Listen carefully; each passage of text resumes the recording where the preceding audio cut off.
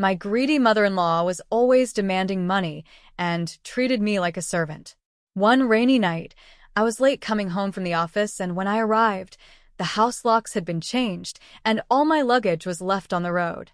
I was shocked. I wanted to approach my husband, but he was favoring his mother. My mother-in-law was still demanding more money, but I refused. I was filled with anger over this reaction. I decided to seek revenge. I left the place and, in the next few days, gave them a shocking surprise.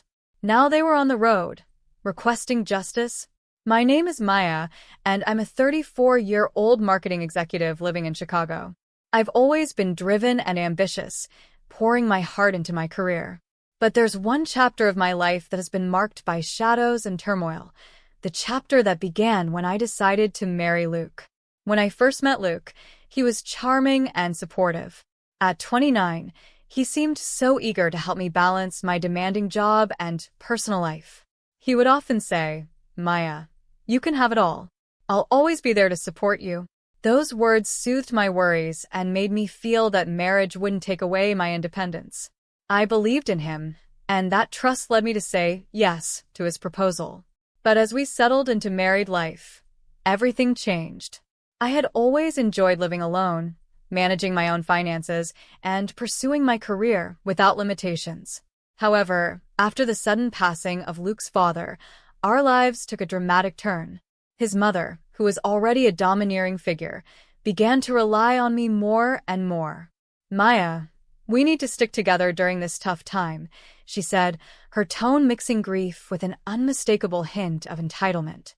I didn't have the heart to refuse her. Soon after, Luke and I moved into his family's home to support his mother and sister, Beth. At first, I thought I could manage it. I believed Luke when he said his mother would take care of household chores while I continued working. But those promises quickly faded. The moment we moved in, my mother-in-law made it clear that I was now just another source of income.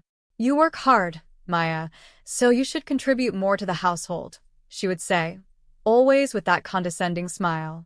It felt as though my entire identity was being reduced to my salary. Luke, instead of standing by me, began siding with his mother, brushing aside my concerns about how I was being treated. "Mom is just looking out for us," he would insist, unaware, or perhaps unwilling to see, how her demands were suffocating me. The weeks turned into months, and I found myself drowning in responsibilities. My in-laws would leave me notes asking for money, subtly demanding help with their expenses, while treating me like a servant. Beth, Luke's sister, would often add to my frustration. "You know, Maya, it's not fair that you get to work while we handle everything at home," she would say with a haughty laugh. "What kind of wife are you, anyways?" Her words stung, but I tried to shake them off, hoping that things would improve. Yet they only got worse. One evening, after a particularly grueling day at work, I returned home to find my mother-in-law sitting in the living room, arms crossed, waiting for me. I was exhausted and just wanted to unwind, but she had other plans. "Maya, you need to pull your weight. I can't manage this household alone," she said, her tone dripping with impatience. I took a deep breath, trying to keep my voice steady. "I'm doing my best. I work long hours, and I thought we agreed you would help manage things at home," but my words fell on deaf ears. She simply waved me off, reminding me that I was the one who was supposed to contribute financially. As time passed, Luke's behavior began to change too. I noticed he became more engrossed in his social life, often coming home late from parties, leaving me to deal with the chaos alone. When I approached him about it, he would brush me off. "You're overreacting, Maya. Can't you just relax? It's not that big of a deal," he would say, completely dismissing my feelings. One stormy night, after another late day at work, I came home drenched from the rain, exhausted and frustrated. I fumbled with my keys, eager to step inside and finally rest. But when I opened the door, a chill ran down my spine. My belongings were scattered on the porch, my bags tossed carelessly, as if they were garbage. I gasped. "What is this?" I shouted, confusion and anger bubbling inside me. "Luke," I called out, hoping for some explanation, but my voice echoed back at me in the empty house. I turned to find my mother-in-law standing beside the door, a smirk on her face. "You need to learn your place, Maya. You're not welcome here anymore," she said coldly, her voice cutting through the rain like a knife. Luke stepped into view, standing beside her with an indifferent expression. "I can't believe you're making such a scene." "Mom is just trying to teach you a lesson," he said, his eyes avoiding mine. I felt my heart shatter. The man I had trusted to stand by my side had chosen his mother over me, and it was evident he was indifferent to my suffering. "You're both betraying me," I shouted, my voice thick with emotion. That moment was the turning point. I realized I couldn't stay in this toxic environment. I gathered my things, my heart racing with anger and determination. I left the house, the rain soaking me to the bone. But it didn't matter. I was free. As I drove to my parents' home, the weight of betrayal hung heavily in the air. I felt a mix of sadness and anger coursing through my veins. I had spent so long sacrificing my independence for a marriage that had become a prison. I vowed to myself that this would not be the end. No longer would I allow myself to be manipulated. I would reclaim my life, but first, I needed a plan.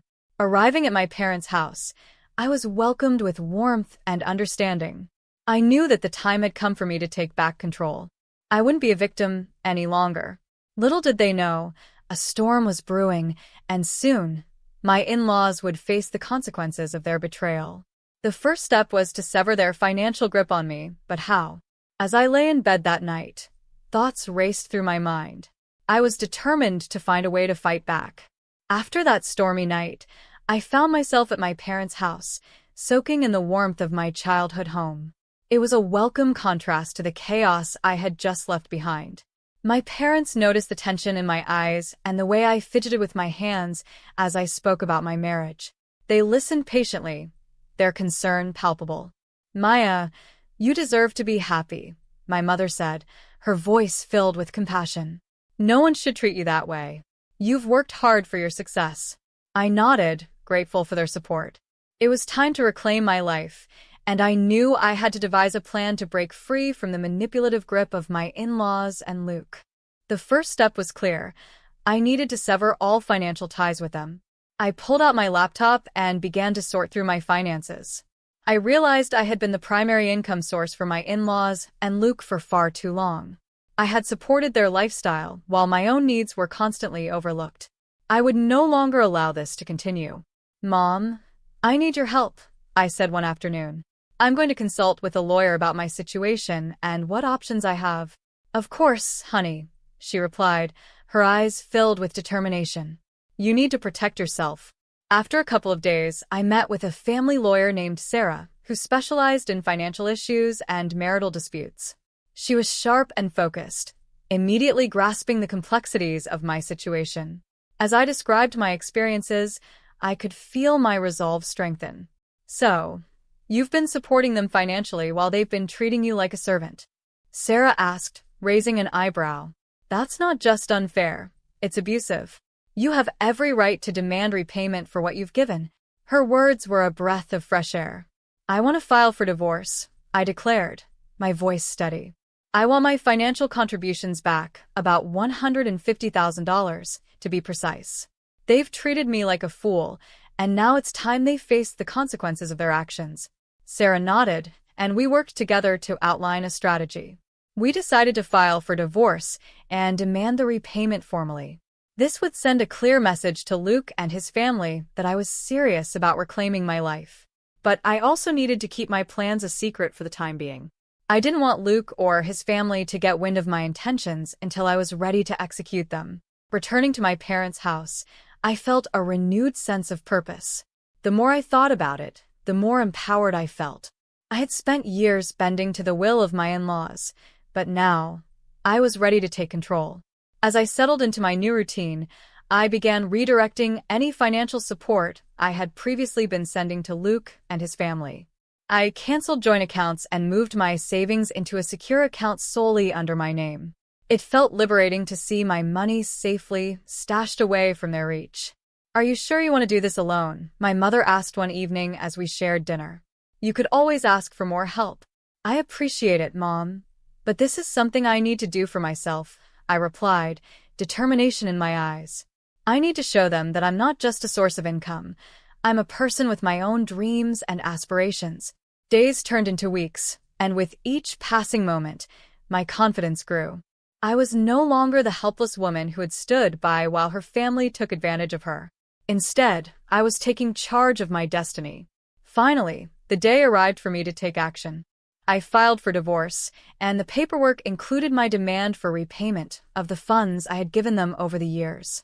As I signed the papers, I felt a weight lift off my shoulders. It was time to face the reality of my situation.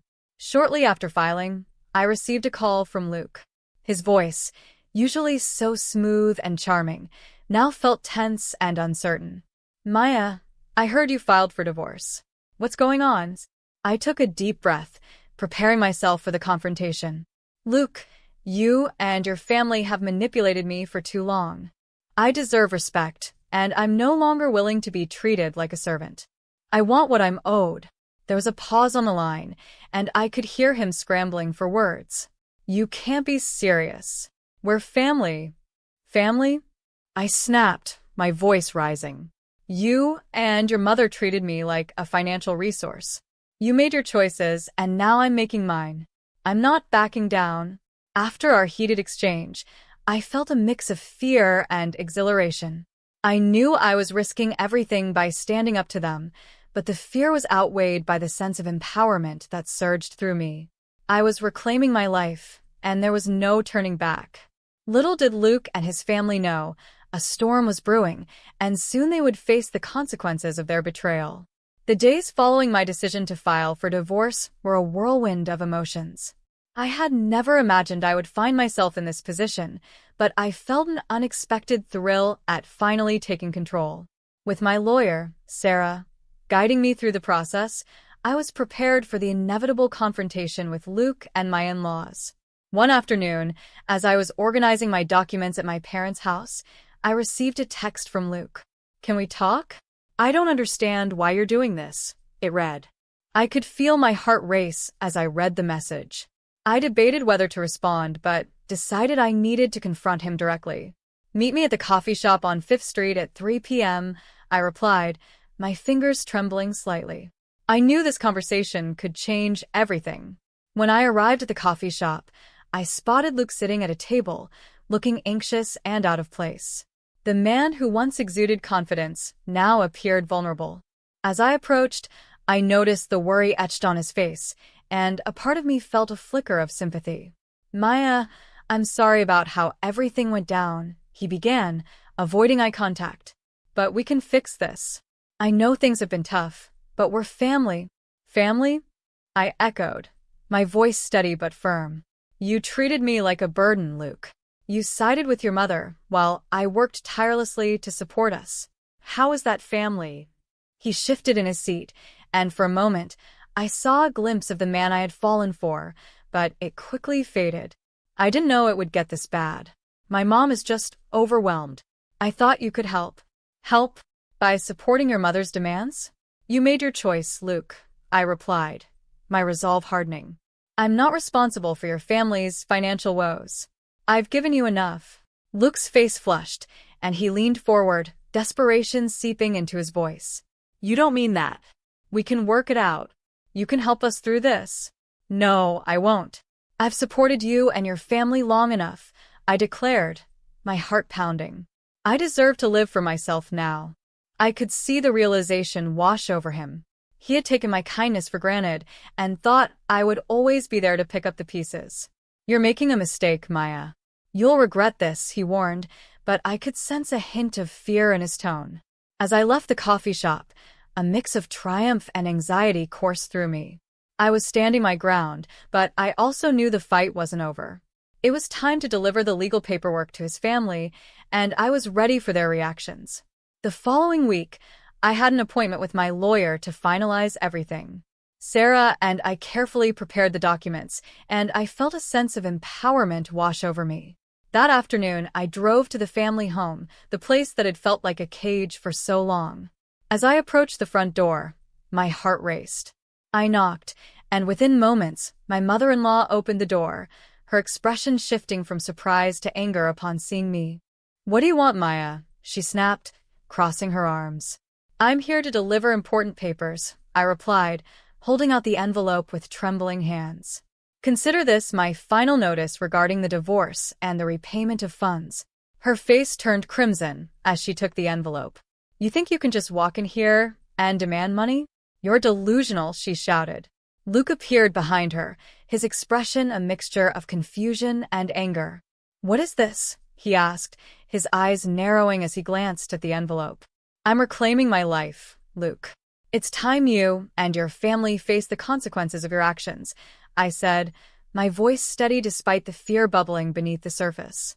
As I turned to leave, I could hear my mother-in-law's voice behind me. "You'll regret this, Maya. You'll see."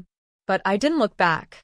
I had taken the first step toward my freedom, and I was ready to face whatever came next. This was my journey, and I was finally ready to take control. The storm was just beginning, and I could feel the winds of change swirling around me. After delivering the divorce papers, I felt a strange mix of relief and apprehension. I had stepped into the unknown, severing ties with a life that had become unbearable. Yet, a part of me still wondered how Luke and his family would react. I knew I had to brace myself for the fallout. A few days later, I received an unexpected phone call from Sarah, my lawyer. "Maya, I think you should prepare for some pushback. Your in-laws are not taking this lightly. They're planning to contest your claims." Her tone was serious, but I felt a surge of determination. I wasn't backing down. That evening, I sat in my parents' living room, scrolling through my phone when I saw a notification. It was a message from Luke. "Maya, please let's talk. We can work this out. I don't want to lose you." My heart raced, but I quickly reminded myself of all the sacrifices I had made. I typed back, "It's too late, Luke. You had your chance." I hit send and felt a sense of finality wash over me. I was ready to embrace my new life, one free from manipulation and betrayal. Days turned into weeks, and as the divorce proceedings began, the tension escalated. My mother-in-law would call, leaving frantic messages demanding that I return and make things right. She painted herself as the victim, twisting the narrative to suit her agenda. "You're ruining our family, Maya. Don't you care about Luke?" she would scream into the voicemail. Despite her attempts to manipulate me, I stood firm. I refused to engage with their guilt-tripping tactics. My parents supported me every step of the way, reminding me of my worth and how far I had come. "You deserve happiness, Maya. Don't let them pull you back into their chaos," my father would say, and it kept me grounded. As the divorce hearings approached, I prepared myself for the confrontation that awaited. I knew Luke and his mother would come out swinging, and I needed to be ready. In my heart, I felt stronger than ever. I had found my voice, and I wouldn't let anyone silence me again. Finally, the day of the hearing arrived. I sat in the courtroom, my heart pounding as I faced Luke and my mother-in-law across the room. They looked defeated, and I couldn't help but feel a flicker of satisfaction. This was my moment. I was reclaiming my life. When it was my turn to speak, I recounted my experiences, how I had supported their family while being treated like a servant, how I had sacrificed my own happiness for their demands. The judge listened attentively, and I could see the shift in the room. Luke looked increasingly uncomfortable, his mother's face a mask of rage and disbelief. After what felt like an eternity, the judge ruled in my favor. "You have every right to seek repayment for your contributions, and I encourage both parties to approach this matter with respect," he said firmly. My heart soared as I realized I had won. Not just the financial compensation, but also my dignity. As I walked out of the courtroom, I felt a weight lift off my shoulders. I was free. The road ahead was uncertain, but for the first time in years, I felt hopeful. I had taken back my power and would no longer allow anyone to define my worth. In the weeks that followed, Luke and his family faced the consequences of their actions. They struggled to maintain their lifestyle without my financial support, and I found a strange sense of satisfaction in knowing they were experiencing the reality of their choices. I began to rebuild my life, focusing on my career and pursuing passions I had set aside for far too long. With every passing day, I felt stronger, more empowered, and in control of my destiny. I had transformed my pain into purpose, and I was determined to embrace a future that was truly mine. Looking back, I realized that the betrayal I had experienced had ignited a fire within me. I had fought through the storm and emerged on the other side, stronger, wiser, and ready to take on the world. This was my new beginning, and I was ready to write my own story,